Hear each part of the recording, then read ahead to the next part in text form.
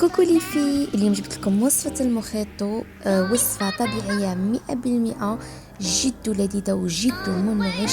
وصفة ما راحش تندموا عليها لما تجربوها. تابعوا معايا الفيديو للآخر. الوصفة تحتاج كمية من الليمون، كما أنا درت 3 حبات ليمون كبار. نتيا ديري حتى 4 ولا 5، يعني سا ديبون على الكمية اللي حابة ديريها. قطعيه مليح ونقي ديك القشره البيضاء. جيبي نعناع ثاني كذلك، نعناع اخضر اللي تكوني ديجا منقيته وغسلته ومنشفاته. دون ان ريسيبيون حطي كميه النعناع، كميه الليمون المقطع ومقشر، كذلك كميه من السكر انتيا واش تحبي. كيما انا درت نصف كاس من السكر لانه ما نحبش بزاف السكر.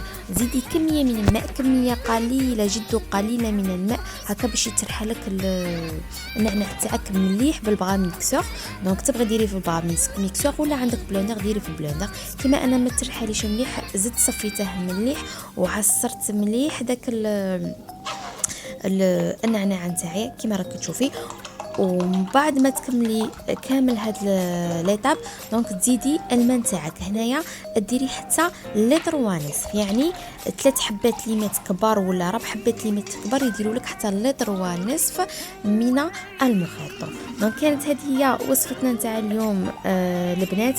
نتمنى انكم ديروا لي جيم وكومونتير شباب والبارطاج ثم البارطاج. الى اللقاء، الى فيديو اخرى ان شاء الله. باي.